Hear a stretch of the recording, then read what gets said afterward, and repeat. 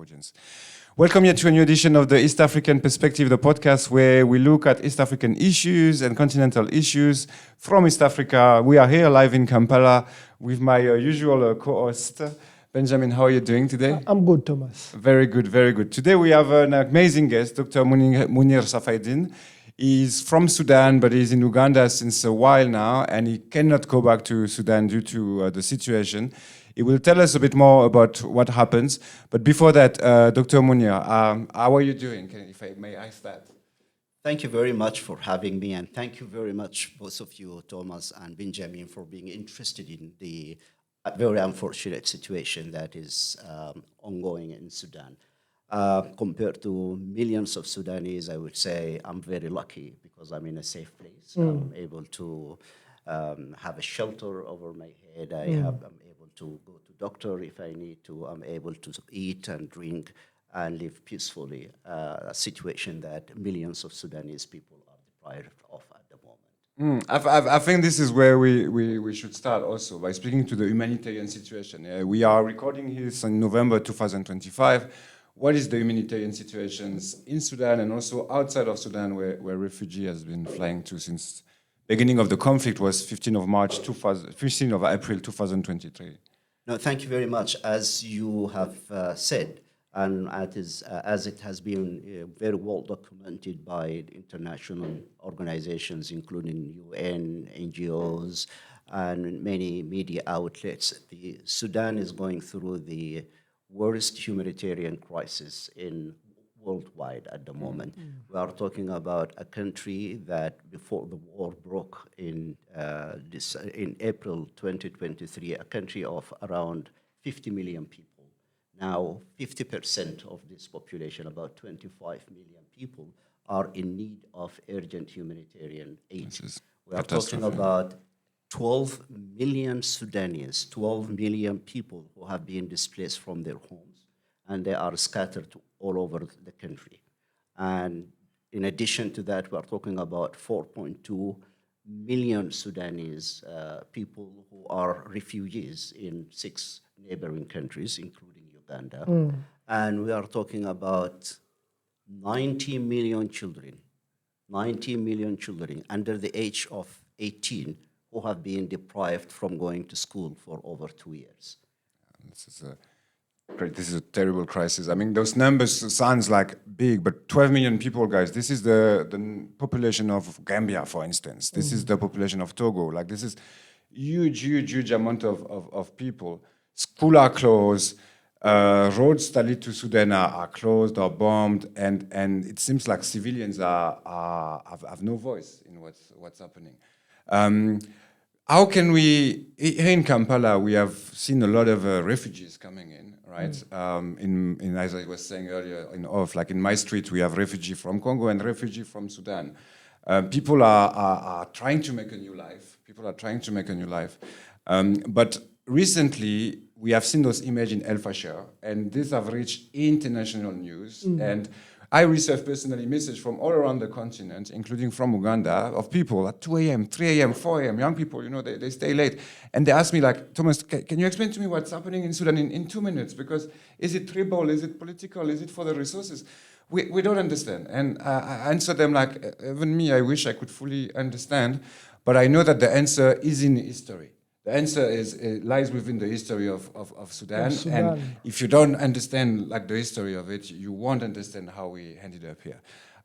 Maybe you can tell us a bit more about the history of what used to be that the biggest African countries, independent since 1956, but yet now divided and extremely in the crisis. You are absolutely right. The war in Sudan, as it is happening now, has a very deep history. And I would say it's part of the current geopolitics. Professor Jeffrey Sachs, a very well-known American economist and political scientist, have been for many years exposing the war agenda promoted by Mr. Netanyahu in his book, Fighting Terrorism. The first version of this book was published in 1995. The second version was published in 2001. And in this book, Netanyahu spoke about what he was able to sell to the American administration as the need to have 7 wars in 5 years. And these 7 wars were important for Mr. Netanyahu in order to control the population in Palestine. They were, according to him, 7 countries that were supportive of the Palestinian resistance. And those countries or those regimes had to be changed. And the list includes Iran, Iraq, Syria, Lebanon, Libya, Somalia, and Sudan.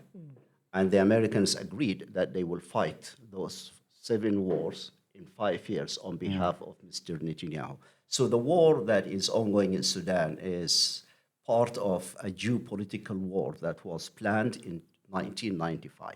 However, I think we can leave this probably dimension of the geopolitics aside for a moment and come to why did it happen? Why the Sudanese could not avoid this kind of plot or plan? I would say there were 2 vulnerabilities in Sudan, historical vulnerabilities. The first vulnerability is the fact that Sudan, when it was created in 1821 by the Turkish rulers who were in Egypt, and they invaded Sudan and they created Sudan with its political boundaries as known to us now.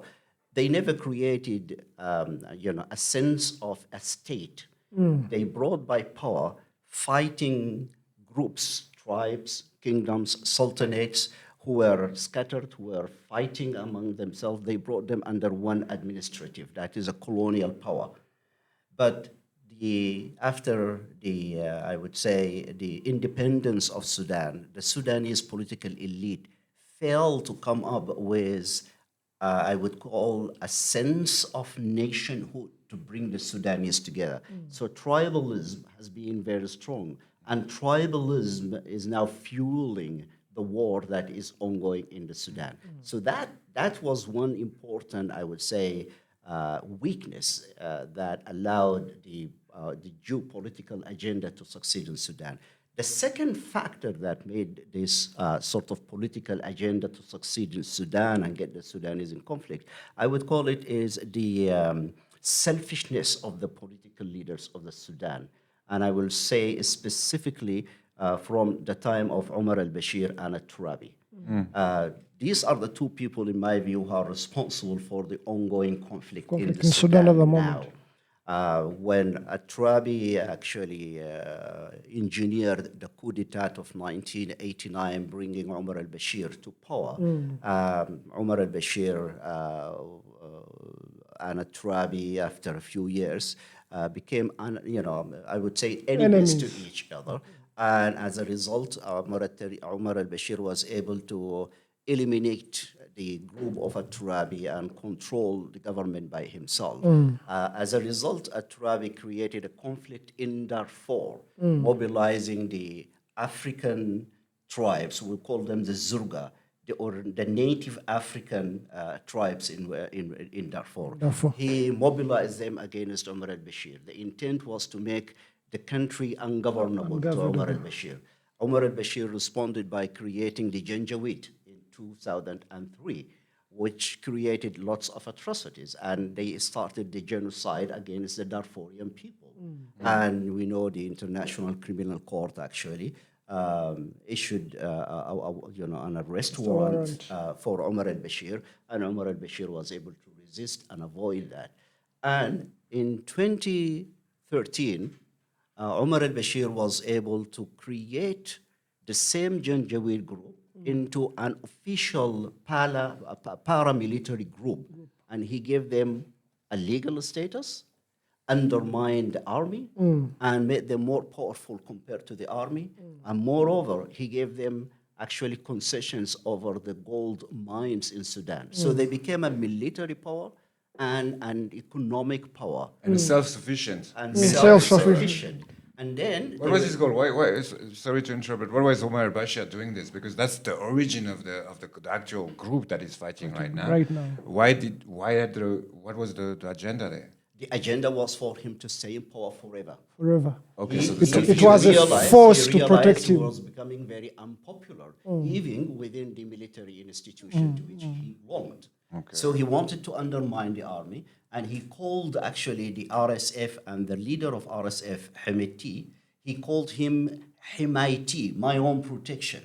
MIT. Hemeti. So he Hemeti. sort of twisted the name from Hemeti to into Hemeti. Hemeti means My my own own protection. protections. So he used the RSF and the leader of RSF to protect him stay in power. So that was his intent. And unfortunately, when the Sudanese young people had the successful, peaceful revolution of overthrowing Omar al-Bashir, the Sudanese young people were quite optimistic that that was the beginning of an economic and political change in the country and a transition to a civilian government. But the two military commanders, that is Hemeti, the head of the RSF, and Al Burhan, both of them, actually, they aligned forces against the civilian government. They undermined the civilian government, but their sort of alliance didn't continue for very long. In 2023, in April, the two of them ended up in a conflict.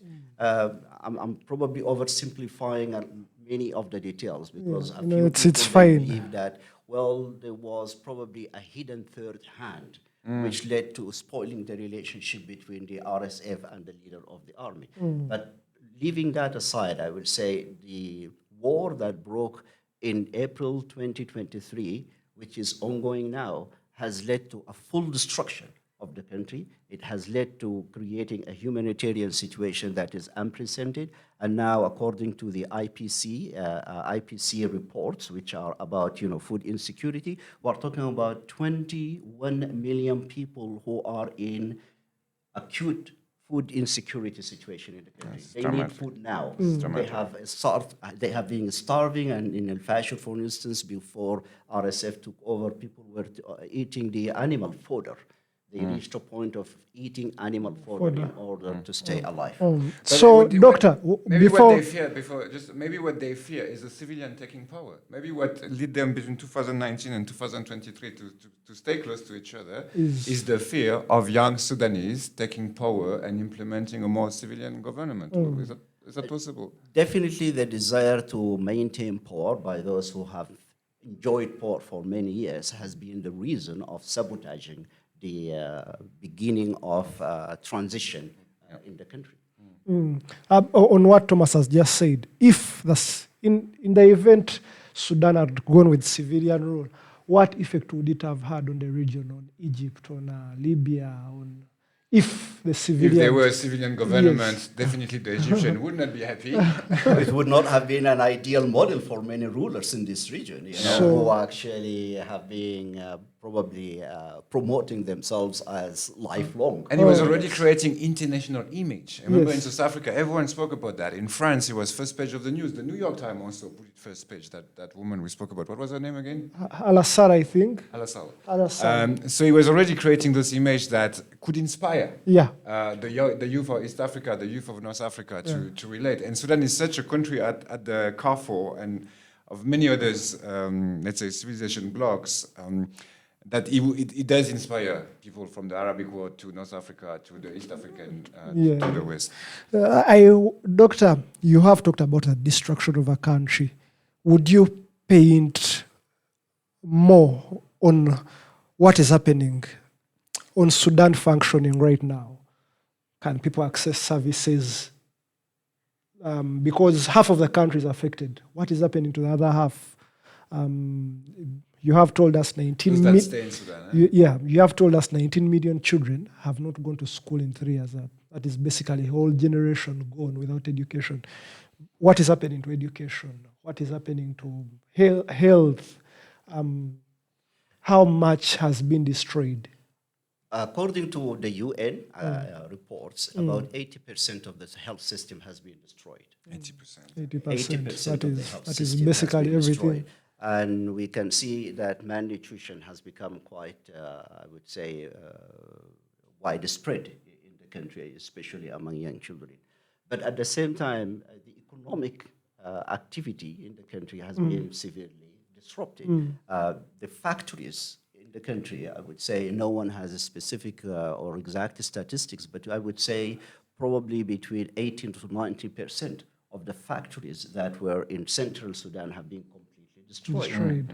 And at the same time, now the gold of Sudan is being smuggled in a way that the government doesn't have control over what is happening in Sudan. It's an important natural resources that definitely has created interest in the instability or creating instability in Sudan. For instance, UAE is one of the countries that has interest in the ongoing war in Sudan. They are supporting RSF, and for them, gold is extremely important. Yes. And it's a factor why they are involved in this war. But what is extremely important, I would say, a factor that people don't probably give enough attention is what happened and continues to happen to women and girls in the Sudan. Rape has been systematically used as a weapon of war against civilians. And unfortunately, there are large numbers of girls who have been systematically raped. And some of these girls and women have been abducted, enslaved, and sold as slaves, not only within Sudan, beyond the Sudanese boundaries in Western African countries. And unfortunately, not enough attention is being given to this humanitarian crisis. So there are many, I would say, aspects to the human suffering in Sudan that has not been given adequate attention. The focus has been on the war, and the battles between the army and the RSF. But what is happening to the civilians, what is happening to children, what is happening to women, I would say is seriously underreported at the moment. So this was a question I wanted to ask at the end of the intervention, but now I want to ask it now. Like, is it a genocide? Can we speak of the genocide happening right now in Sudan? Now in Sudan. Absolutely. It's a genocide, and it's an extension of the genocide that was documented in 2003 by the International Criminal Court. It's the same activities of the RSF, the so-called Janjaweed, that started against the Darfurians in 2003, promoted by Omar al-Bashir. It's the same atrocities, it's the same genocide, but at a larger scale at the moment. And we have seen it, and we have seen it through the cameras, the videos made and published by the army, the soldiers of the RSF. They would ask you, as they arrest you, what is your tribe? And based on your response, that might be the last moment in your life. They have been summarily executing people, not because they are fighters, simply because of their ethnic background, and they have been documenting this, showing it. And now if you actually surface or you look, browse at the social media, you will see, I would say, endless of criminal activities documented by the soldiers themselves. And it's a genocide. It's a genocide committed mainly against different tribes of an African ethnic origin in Darfur. But Professor, Doctor, can you explain to us, in 2003, those crimes were documented. Yes. We spoke about it. People spoke about it. How are those people still alive somewhere and justice has never been brought? Why has justice never been executed in the same way that it was executed in the Rwandan genocide, for instance? Because I think that one of the root of the issue is definitely the lack of justice, because the men that killed back in the days are still killing today. What happened to the justice of the 2003? Hold on, before you come in. They did that in 2003, and they even got international relevance. They have gone on to fight in Yemen and on behalf of Saudi Arabia and United Arab Emirates. And these are powers that were backed by the US. How is that? How does such a group... Where is the international criminal court? Actually, you are absolutely right. This group has been enjoying impunity. When they were protected by Omar al-Bashir was able to deny all of these atrocities, all of these genocides. Not only that, Omar al-Bashir, unfortunately, through his state media, they were able to brainwash the majority of the Sudanese that no, there are no genocides. We are Muslims. We cannot kill each other. We cannot rape women. We cannot burn people alive. These are all lies because the Western media is against us as Muslims. So they created, I would say, this sort of false propaganda, and many people, unfortunately, in Sudan, they believed the government story that there was no any genocide in Sudan, and Omar al-Bashir was targeted because, quote unquote, he was a Muslim leader. And when the war broke into Sudan in April 2023, and people saw exactly what was documented by the international media, by the International Criminal Court in Darfur, happening in Khartoum, happening in Central Sudan, people, they realize that, wow, we should have believed that story. We should have asked for justice for those people who were being, under genocide, who have been prosecuted and killed just because of their ethnic background. And it was too late for people to realize this.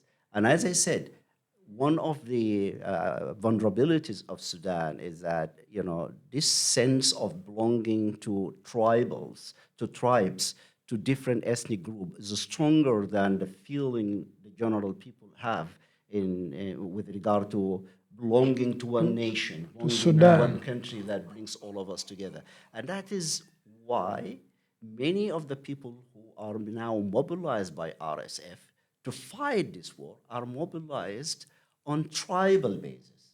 Not a national basis. Not national basis.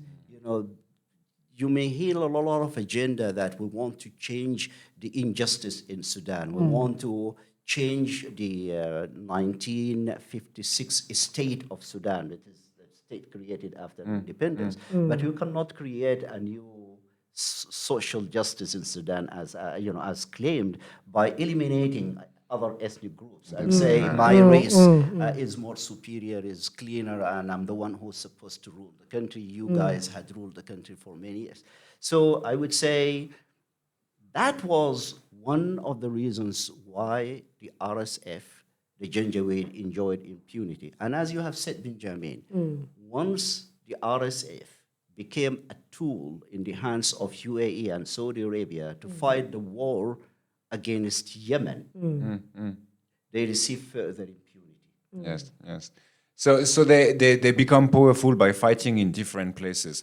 So from the beginning, this conflict is international. We have looked at the Sudanese inside conflict or problems. You have exposed it, and we have here clearly it's not tribalism, it's the lack of a state that can drive nation building from the earliest day of the Ottoman presence. But so even just saying that, the Ottoman presence, it was already foreigners coming in, right? Yes. So I want us to have a look at the foreign powers involved in the situation, and especially East Africans' power. Also, what are they driving? What are they looking for? What our government that us that are watching it from Kenya, from Tanzania, from Rwanda, how do they get involved? But also bigger power, right? With Benjamin, before you arrived, we were trying to make a list of the power that are for Al Burhan, those that are for Hemeti. The list was long, and we couldn't be sure. And Russia changed side, and Turkey get involved, and because Egypt is there, Ethiopia feel like he has to go there.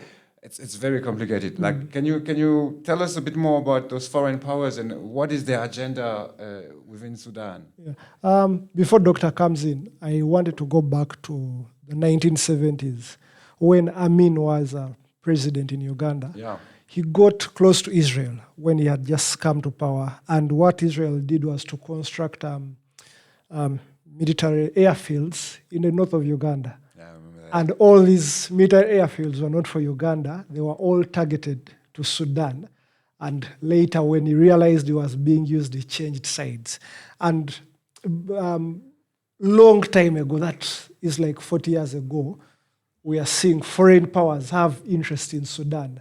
And we are at this situation, and it's like the whole world is in Sudan, and nobody's even taking note. So that aspect, that geopolitical, and it's also geoeconomic in a way because there is a Red Sea, a very important trade route. We'll speak of the political economy because Yes. the gold, the trade routes for Yes. sure. But if what are the foreign powers? Foreign powers What do in they that. do here? What's the agenda?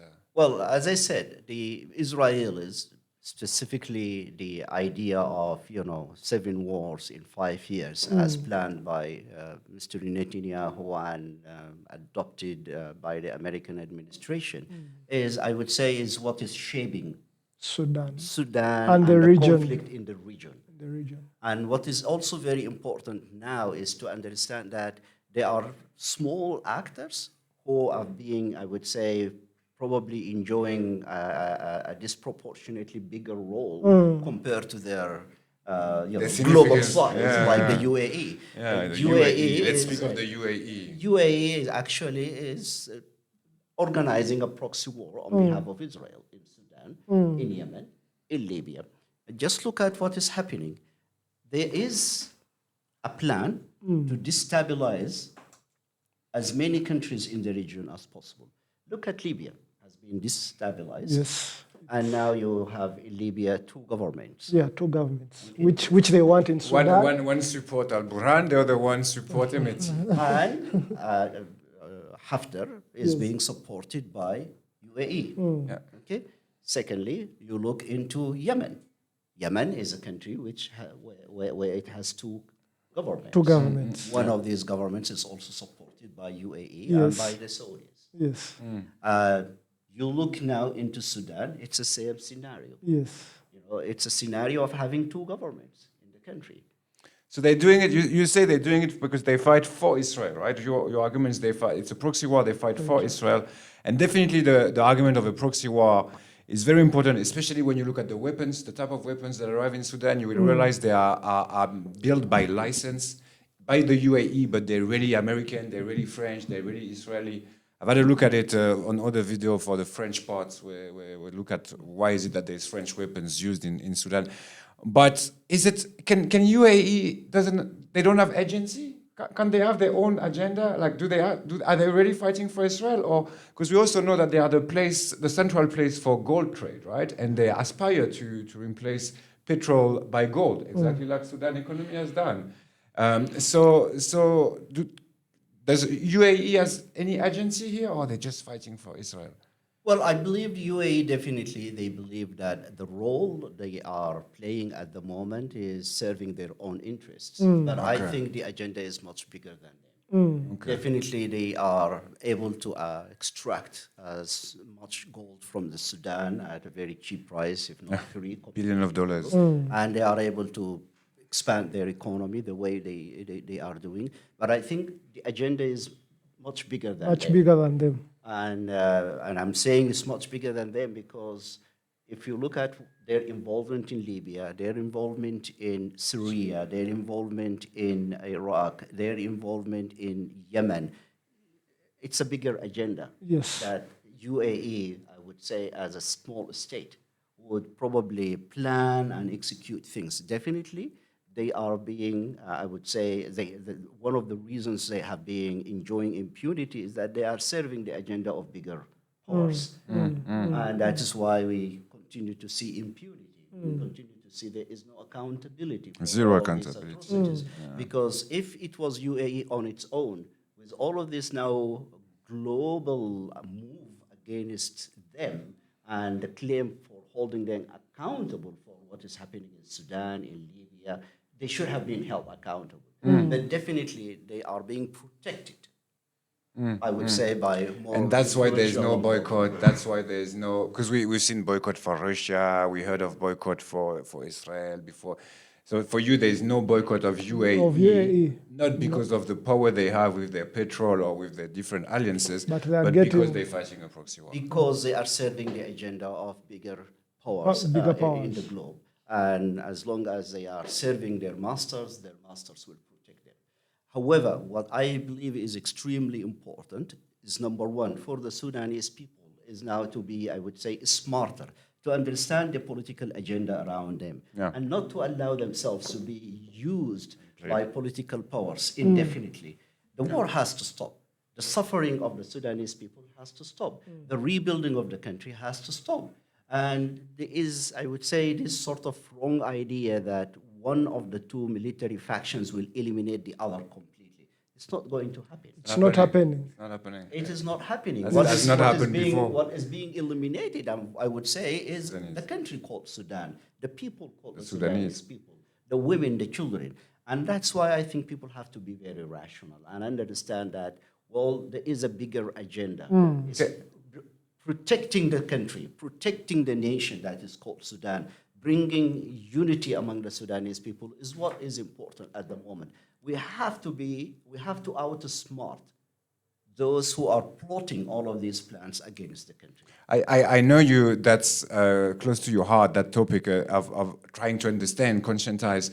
Outside, before this show, you told us also this is part of a larger agenda. And when you speak of that larger agenda, you said depopulating Sudan. We were once a country that were 50 million people, and now 25 million are outside, which means that there's huge space in Sudan as we speak that are only controlled by a soldier. There's not even civilian population. Yes. And those are space that has a lot of gold, right? A lot of other more resources. And even more resources. Yes. Is this how neocolonialism is operating in the region and depopulating certain areas so they can take control of the minerals? Neocolonialism or colonialism 2.0, It's the new way of colonialism. And I think it is not only Sudan. Sudan is one of the examples where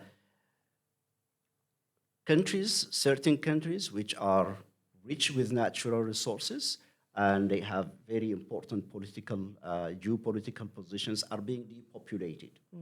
So you think of which country? Gaza? I will start actually with the following. I will say this depopulation of countries started with Palestine. Palestine. That's number one. Then Syria. Half of the population of Syria are outside Syria at the moment. Okay. Iraq. Okay. Yeah? Lebanon. Yes, Lebanon is out. Libya. Okay. Yemen. Yeah. Afghanistan. Yeah. Sudan. These are countries which have been depopulated intentionally. And I think this is the new version of colonialism. We had the sort of the classic version of colonialism in the 18th century when the Europeans started actually to expand their economy and they needed cheap labor. So what did they do? They came to Africa, they enslaved the Africans, they took the Africans as slaves in the United States, in Latin America, in Europe, in order to expand, the agriculture, the mining, the, infrastructure. And they had their own natural resources at that moment. They didn't need natural resources. They needed labor mainly. Yeah. Then, after the introduction of the machines and the expansion of their economy and accelerating the production of goods and services, they started to need more natural resources. So they came with their armies and colonized third world countries. And they took charge of all of the natural resources and the economies. At one point, they decided to leave by making sure that the so-called national governments will be always protecting their own interests. Now the situation has changed. The situation actually with the global climate change, the fear that certain countries, I would say even in Europe in 30 years, will be submerged underwater. The idea is depopulate as many countries as possible, and the new colonization, it will be waves of migration from these colonizers coming to settle in these countries. Africa will be one of those countries. The Middle East will be one of those countries. And the whole idea of the greater state of Israel is based on depopulating. Depopulation, yeah, depopulating like 6-7 countries and taking charge of it. And I think this is the new colonialism. And I think you can see it in Israel. You leave America today and say you now want to go back to Israel. They give you land, they give you... Even just the Nakba. Yeah. The Nakba is depopulating Palestine, so Jewish settlers Zionist settlers, not Jewish, Zionist settlers can come from all And over this the is the world. project for Gaza. You know, send the population out of Gaza, Can make they- it a Rivera, make it, you know. Yes. Can they send? Do you think they will end up sending Gazawi in Sudan now that they have depopulated Sudan? Can they? Because I know they want to put the Gazawi It somewhere. has been talked about. The people of Gaza are very unique, and I think they understand the agenda. They won't accept that. Okay. But what is very important, I think, it's for the rest of the African countries, the whole world, but for the rest of the African countries, my message is that never undermine your national security. Never undermine your own army. Creating all of these paramilitary groups, I would say it's a recipe for failure. It's a recipe for someone to take over your army and your country. So this is a mistake that Omar al-Bashir did in Sudan. And I would say African countries, please, do not make that please mistake. don't make that mistake. Secondly, for all our political leaders in Africa and in the third world in general, the countries, the nations are more important than you as individuals. Your struggle to stay in power should not be at the cost of disintegrating your own country. Definitely. You know, make sure there is actually a transition. You know, there are young people who should have the hopes to lead the country, to contribute to building the country, to leading the country. Create a space for them. Create a legacy of being the people, the leaders who created, you know, political systems that are adapt to change and to, I would say, peaceful exchange of power in the country. Sticking to power, which Omar al-Bashir did, and we are seeing it even now in Sudan. People want to stay in power at any cost. At any cost. Is the problem. Is the problem for as long as possible. Definitely. But So Sudan has affected the region. Before, when it was peaceful, in good and bad ways, and now. What is happening in Sudan is very similar, not very, but a little bit similar to what happened in Somalia. At some point, Somalia failed completely. And then America went in, they made things worse. We are seeing very many foreign powers pull strings in Sudan, making things worse. What should Africa do to make sure they try to bring back a level of normalcy like they have tried in Somalia? What should Africa do with Sudan at the moment? At Going state forward, level, yes, at state level. I think what is very important is for the African, states, especially the African countries that are interested in maintaining a peaceful, successful Africa, is to mediate in a very constructive way. There is a lot of influence, financial influence. Many of the superpowers that are involved in the conflict in Sudan are also trying to influence the roles of the different African leaders Yes. in regard to Sudan, not in the best interest of the Sudan. And I would say definitely not in the best interest of Africa. Of Africa as a continent. My plea to all of the African leaders, especially those who are playing a role in mediation, is to put the interest of the Sudanese people and the interest of Africans first. There will be a lot of money offered. UAE will offer money. And I think they are already doing it. Yes. And we are aware of many flights, smuggling weapons to, RSF going through different African Libya. It will continue. Why? Because they are paying money. And I would say the African leaders, please, you are much bigger than that. If you allow this to happen to Sudan, you are next. You're like, definitely. It's definitely going to happen to you. It is not only Sudan. Yeah.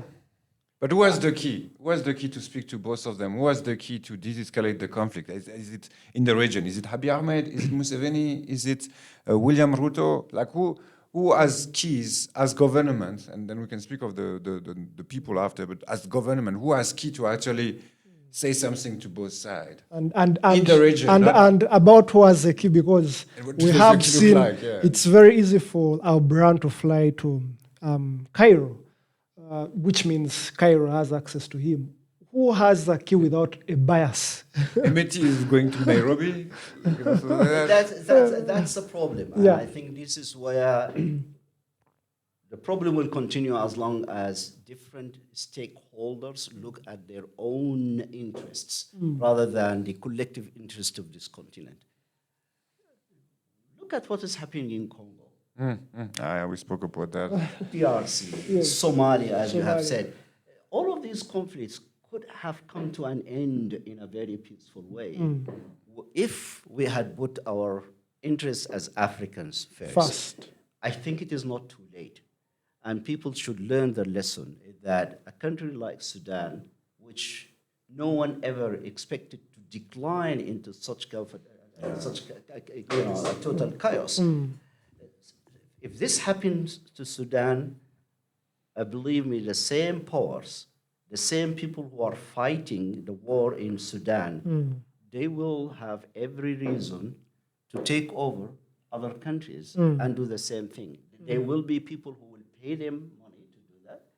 And at the same time, we have to remember that the economic interests of all of these factories, all of these companies behind, weapons, it's a big economy.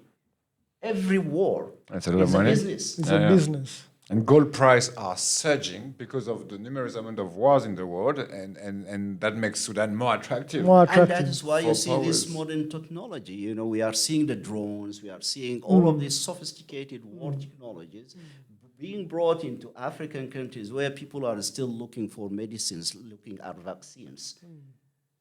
Now they can look at drones. And they can, Now they are. the drones that we need actually for agriculture, the drones that we need actually for even transporting medication and vaccines are being used for are war. being used actually to create death for people.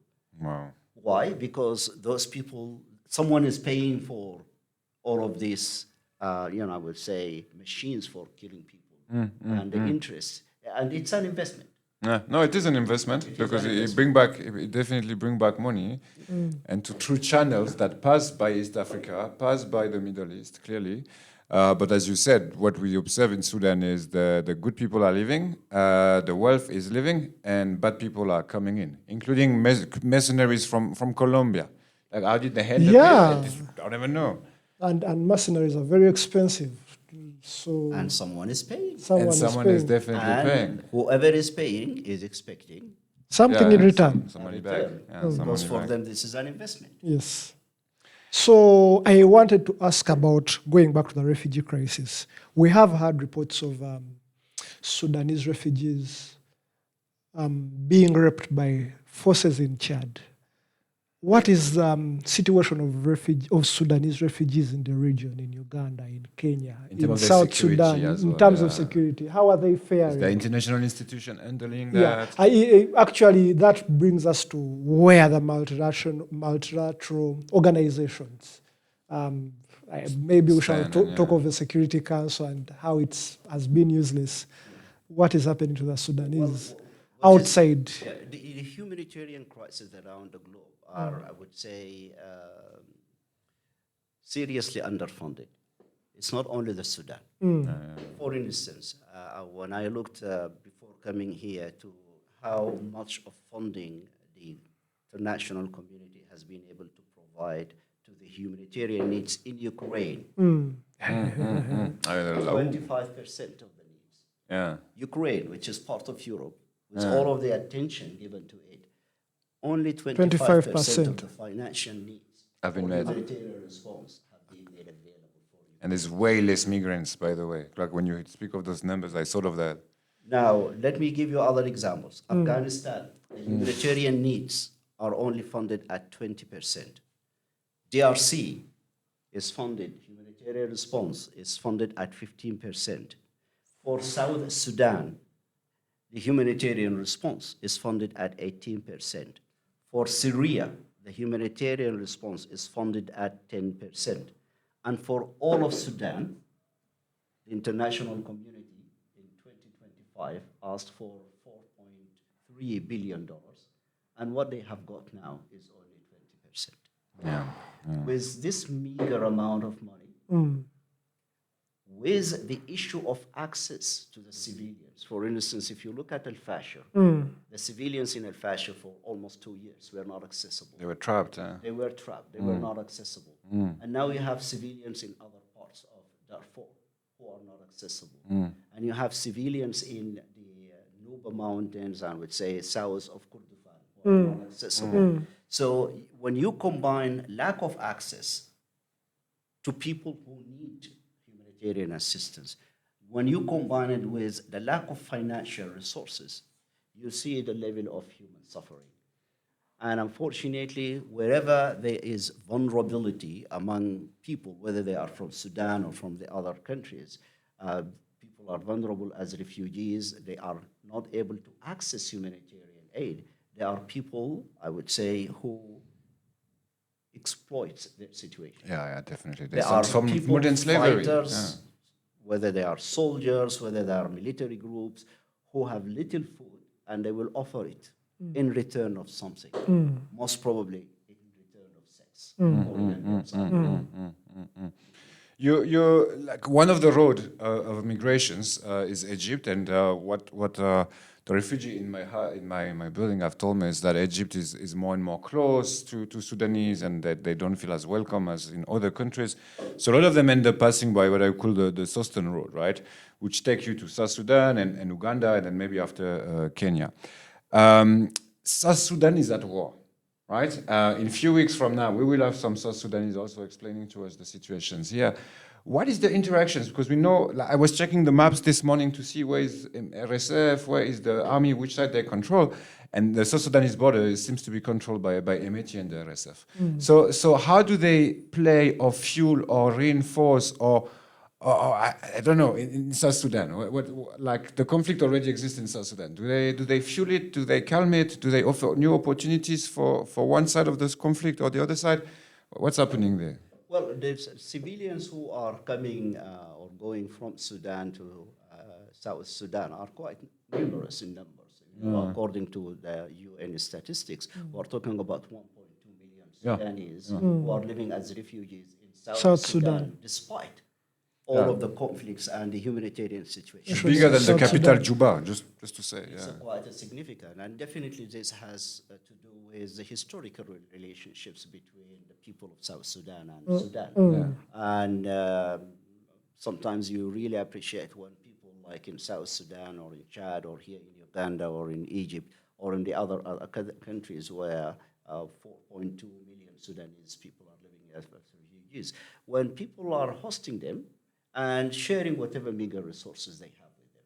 Definitely there are different levels of accommodation. Sudanese in Egypt, they have definitely enjoyed the protection, the hospitality. There are some Sudanese who have been complaining about some things. But we do understand that, where for countries like Egypt, for instance, like South Sudan, where you have your own internal economic changes, and you have quite a significant number of people coming and sharing the resources you have. It is a stress. Tolerance will not be the same among all the people. We do understand it's human nature. Yeah.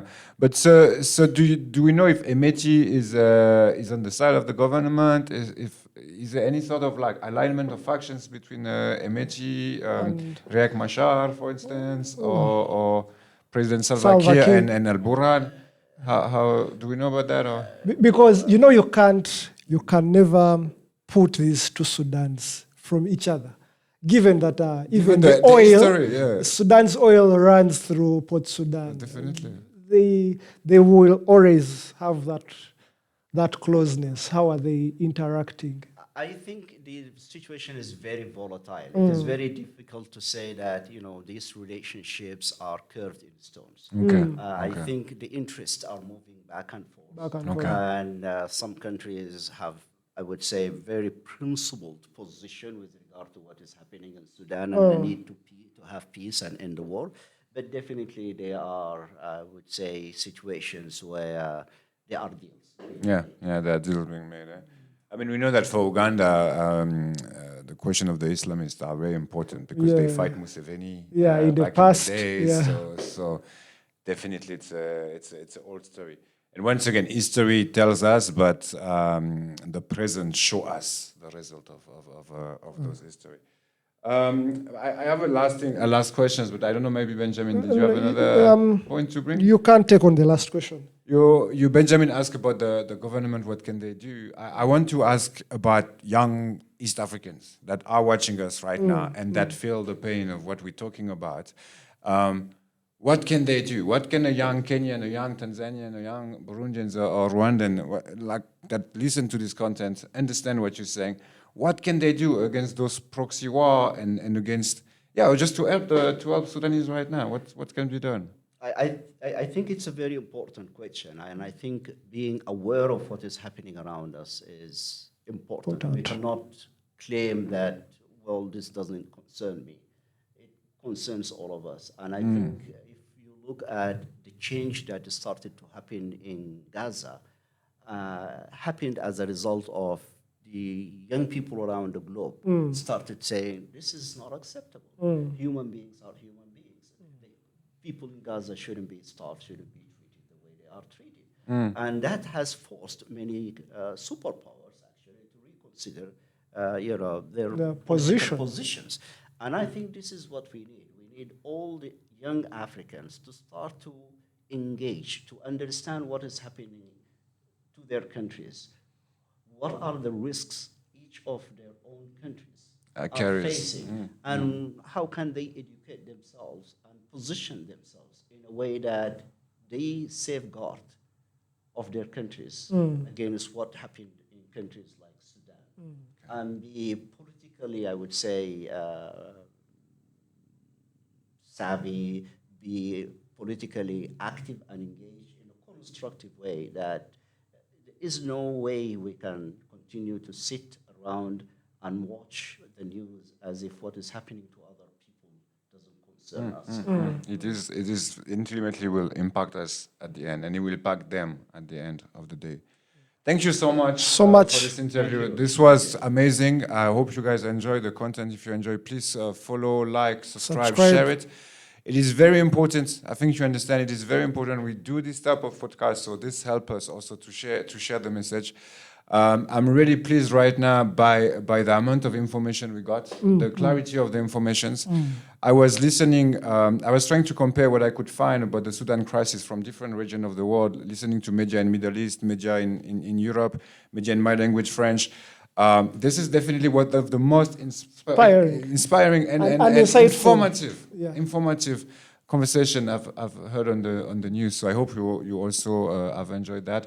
I'm hoping I can tell you, like, I will not see you again because the crisis will be finished and we won't have to invite you. But just know that, if at any point you see something or you have a message to pass, you are more than welcome to come here and pass it here. And thank you for coming in.